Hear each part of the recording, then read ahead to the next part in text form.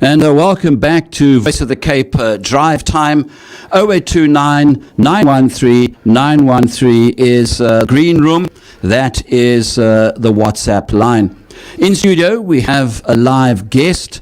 And I think this is a special interview because normally we talk to her husband all the time. She smiles because Zohra Sooliman is so used to that scenario and us chasing around Johannesburg when Imtiaz is running late. But Zohra Sooliman, just to quickly give her some context, very few people realize that she's one of the co-founders of the Gift of the Givers. We don't have to introduce Gift of the Givers 30 years down the line. Zohra founded and heads the Careline Counseling Service, which offers free and confidential psychosocial support to people. It's done that for the last 25 years. Telephone, Zoom, in-person counseling, getting up to date. And Zohra has also got a master's in counseling, in psychology. I don't know how she did it, between all the other duties that she does. But Zohra Sooliman, assalamu alaikum and welcome to Voice of the Cape. Wa alaikum salam wa rahmatullahi wa barakatuh to you, Shafiq, and to all the listeners of the Voice of the Cape. And it's indeed a pleasure to be here in studio. Absolutely. And of course, this is Women's Month. And I think it's really appropriate that we hear your voice in Women's Month on the 30th anniversary of Gift of the Givers. And of course, you have walked every single step, haven't you? Yes, every step right from the beginning till now, 30 years later. I was there at the dawn. And yes, absolutely. And I'm sure when the whole thing started, when you found your bedroom being used for a fax machine and all that kind of stuff, I wonder whether you thought then, all those years ago, that you'd be sitting looking at where Gift of the Givers has gone today. Like I said, I spoke to the Players Fund this morning, and as we were reflecting down memory lane, I said never in my wildest dreams did we think that we would reach the magnitude that we have reached now. You know, we just thought it was our calling and we were doing our little bit in our corner of the world. But we really did not envision something this big. But like Imtiaz always says to on the interviews, that nothing is done by us, it is done through us. So, I mean, that's the reason I think that it's gone so big, because it's not alone. There's so many other role players that have come in and have taken bait and have moved forward, and the Givers has expanded and diversified in different. Do you think part of the answer is to take the I out of it? So often we see people saying, I am going to do that. And I think, okay, you're not going to do that because the I is excluding we, if you know what I'm trying to say. Yes, definitely. I think the I, very appropriately said, the I is also for the ego. Yeah. So, this is impossible. It's not humanly possible what has happened over the last 30 years. So definitely there's a we. There are many role players involved. Now we have offices, not just in Pietermaritzburg where we started. We are in Johannesburg, Cape Town, PE, East London, Malawi, Zimbabwe, Somalia, Yemen, Syria, and there's so many other places in the world. So, you can only understand there are people there that are running those offices and are extending the work of the Gift of the Givers. So there definitely is a big we, capital letter we. I will vouch for that, because in writing the books about Gift of the Givers, one of the most difficult aspects is how on earth do I include the hundreds, if not thousands of people over the 30 years who every single person, even the lady that gives 10 rand of her pension fund, walking through the streets to give the cash, everybody has made a mark. Everybody's made a difference. Yes, exactly. Everyone's 1 cent, 10 rand 100 Rand, 1,000 Rand, whatever it was, has made that difference over the last 30 years to make possible for Gift of the Givers to reach far-flung areas of the world. And Allah has given barakah in that money, because it's stretched to the last cent, and you are able to increase the resources that you buy with that money and give out to these poor areas of need, whether it's war, whether it's famine, or natural or man-made disasters. You can't humanly comprehend the blessings that are extended, because everyone's little money, or even if it is a word of prayer, of good thoughts, and including our staff, whether it's the person who's sweeping the office or the person who's sitting on the phone receiving the calls, everyone has a role to play in making the work of the Gift of the Givers possible wherever we have been around the world. Absolutely. And Zohra, I think we also need to emphasize that people now see success. Gift of the Givers has got there. But do you think that what needs to be also put out there is that it has only come through hard work? And there have been letdowns, there have been disappointments, but you have to work through all of this, because if you don't, you're not going to get to the destination. Exactly. Absolutely, Shafiq. You've written the book.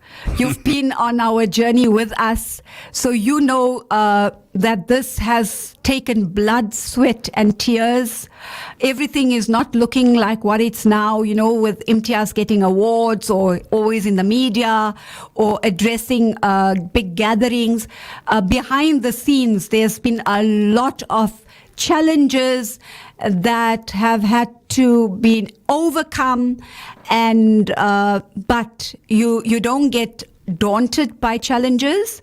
You use it as an opportunity to open another way if there's an obstacle. Absolutely. We're going to quickly take a quick break for the 4:30 headlines. We're going to be right back after that. And of course, we're talking to Zohra Sooliman, the wife of Dr. Imtiaz Sooliman, Gift of the Givers. It's Women's Month. Zohra is on a visit to Cape Town, and we are honoring her. It is Women's Month. And of course, Gift of the Givers' success equally attributable to women as it has been to men. We're going to quickly go to Studio A for the headlines. We'll be back in 31 seconds. Drive Time 91.3. Always on the cutting edge.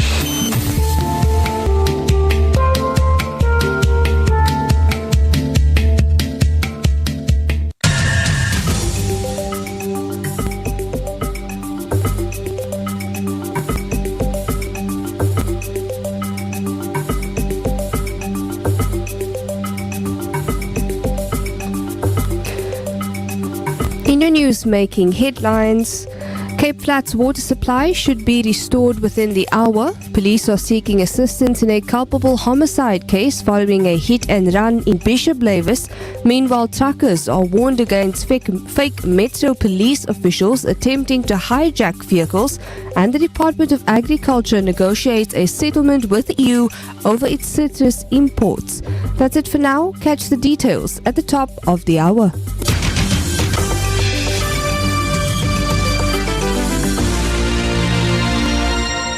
Drive Time 91.3. Always on the cutting edge.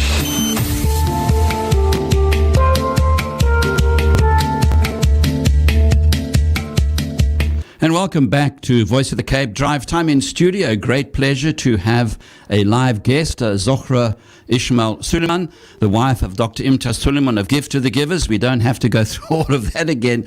But Zohra, just to remind you, has been there from day one. 30 years ago, she was in the trenches, still in the trenches, and still going, and inshallah, for another 30 years. Ameen.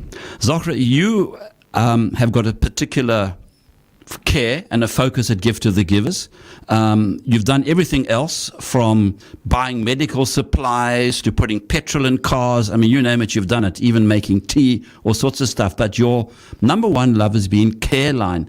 Just tell us something about what Careline has been doing over the years. Okay, so it was like about 5 years after we officially started the Gift of the Givers that the Careline was formed. And so we are about 25 years operating now. And this was born out of realizing that our community needed some kind of psychosocial support services that was culturally sensitive, understanding our culture, our religion. That's important, isn't it? Very important, because I'll give you an example.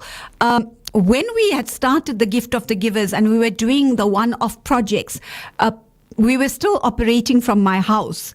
And you mentioned the bedroom, that where we had the fax machine and the copy machine and all of that. And so people would come home to discuss aspects of the projects or come and drop off money, and sometimes they would come with their spouses or their children. And being my home, I felt it was discourteous if I didn't sit with the other person and we'd ensue in conversation.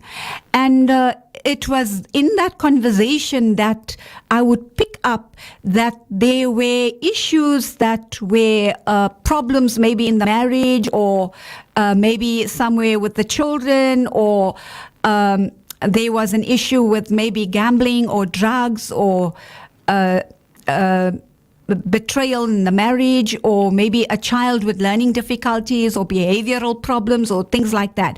And I realized that these people didn't know about where they could get that kind of support. Mm-hmm. And if I did suggest, have you tried going here or there? And then they said no, but I feel that, I might get judged. Let's say, for example, if the husband was in a relationship with another woman, and if this woman had to go and ask for help to deal with that, she was fearing that the religion, Islam, would be brandished in a way that, in a negative way, by saying, well, your religion allows you more than one wife. So what are you complaining about if your husband is having an affair? So, they just felt that they wouldn't be understood from a cultural point of view, from a religious point of view. And this is where I felt that there was a niche mm-hmm. that needed to be fulfilled.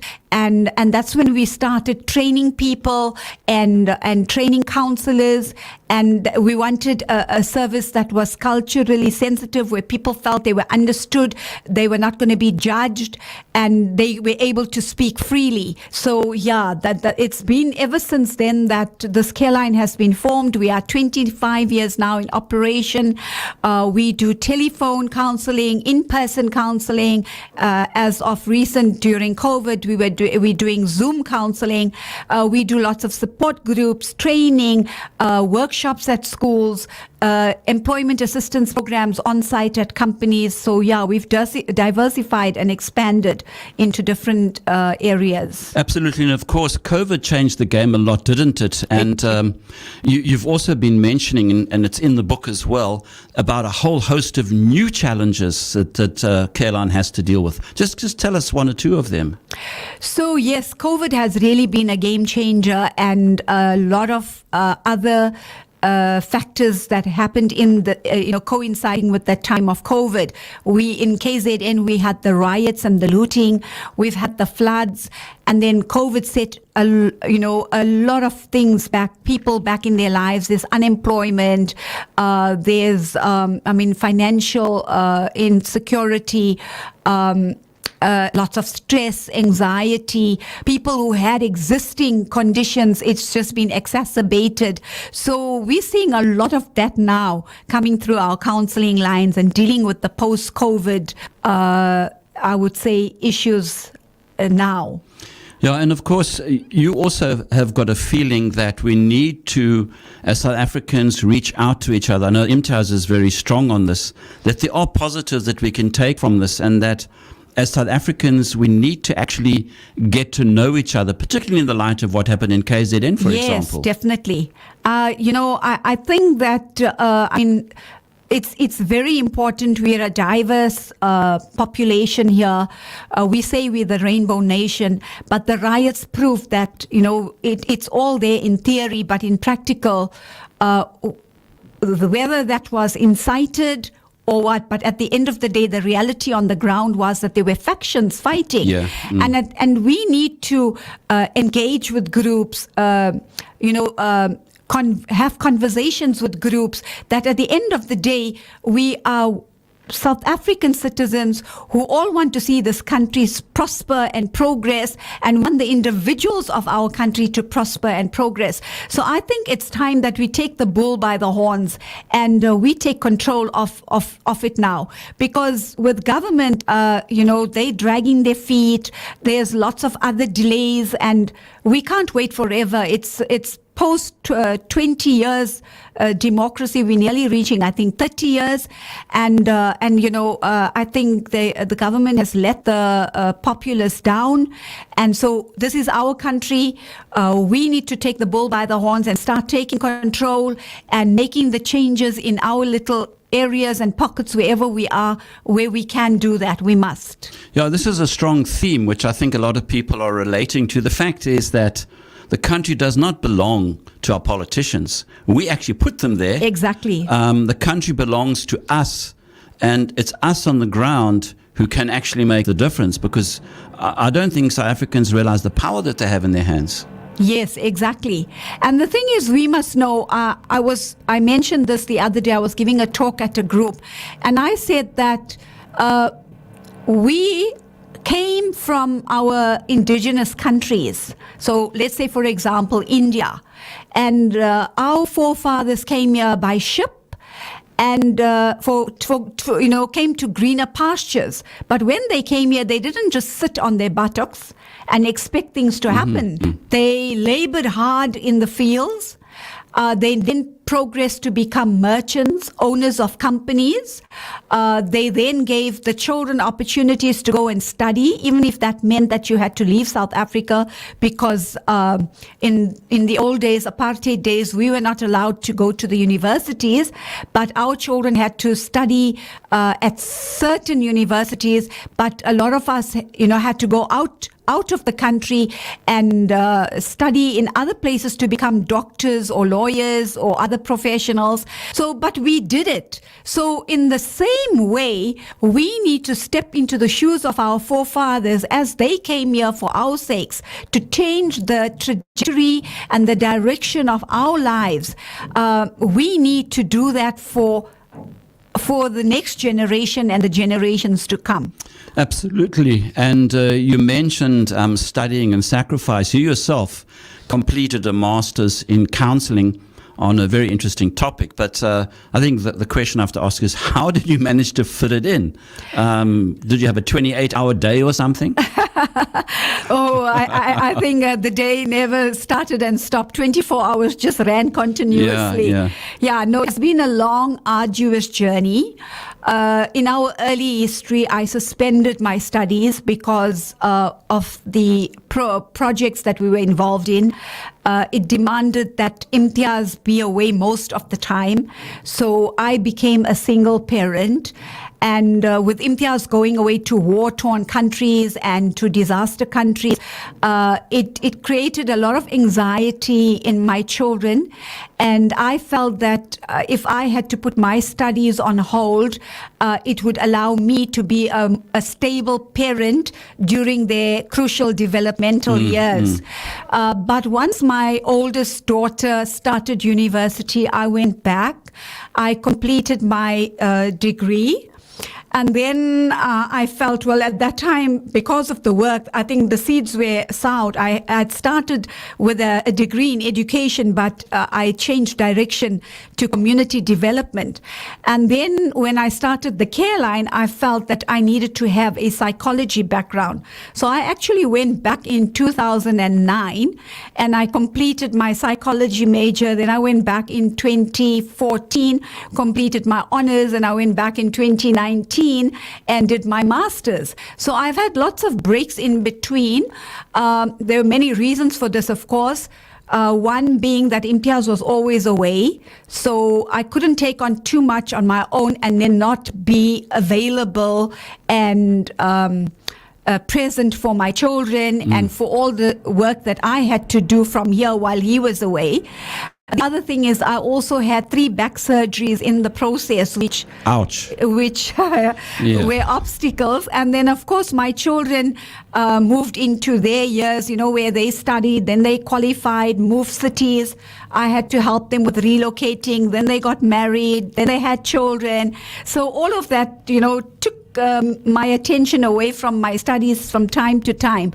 But I'm glad it was worth it at the end of the day when I finally qualified with a master's in psychology, which was my passion, it was my dream, and I feel that it's the right fit for the field that I'm working in. Definitely. And Zohra, some WhatsApps, people are liking what you're saying. This person says, man is tired. Zohra, you a star, one up to the woman. That's from Sister Waduda Ismail. And so this person is well said. Too many people living in South Africa today want everything for free. So it's all coming through nice and positive. Yes. Just one thing that I think we need to quickly chat about. The kind of work you do, one can't do it for people to praise you. No. I think we have to emphasize that. I know that Imtiaz once said his sheikh told him, you must be grateful if you get a kick on your backside. Yes. I think that says it quite nicely, doesn't it? That basically it's head down, do the work. What happens after that is in the hands of Allah and not in us, not us. Exactly. And finally, if anybody wants to make a difference to Careline, so many times your husband is making calls for people to donate to Gift to the Givers. Today's Careline Day, Zohra Sooliman Day. If anybody listening to us wants to make a difference in terms of Careline, how can they do it? So often people want to volunteer with the Gift of the Givers. And I think women are natural nurturers, carers. The natural volunteers. Yes. So if they want to volunteer, and do some short stint of training, they can become volunteers at the care line. Mm-hmm. So, then they can start manning the phone lines or even come in and do in-person counseling. But so they need to come in and do a short training, and then they'll be at least qualified to offer that support. Right. So if you want to make a difference with Careline, of course, they do have a telephone service as well. You can go to the Give to the Givers website. Careline is on there. It's easy as that. Zohra Sooliman, so little time, too many things to discuss. Shukran for visiting us. Everything of the best. And here's to another 30 years. Ameen. Jazakallah for that. And thank you to all the listeners for all the years of support and kind words and words of encouragement and prayers. May Allah increase you in barakah and grant you only good and good health. Shukran for that. Drive Time 91.3. Always on the cutting edge.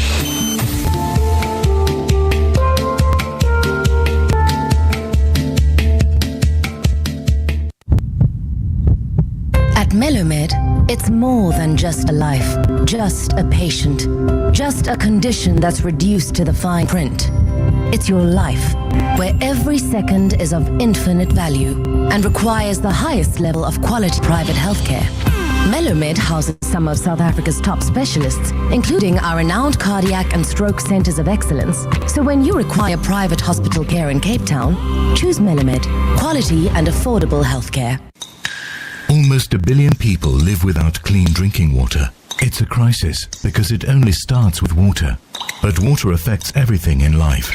Health, education, food, and the lives of women and children especially. We can end the water crisis in our lifetime. For just 1,000 Rand, find out how your donation can change the lives of those who would give anything for the water you drink. Penny Appeal's Thirst Relief Project has transformed communities with water solutions. Do your bit today to provide a gift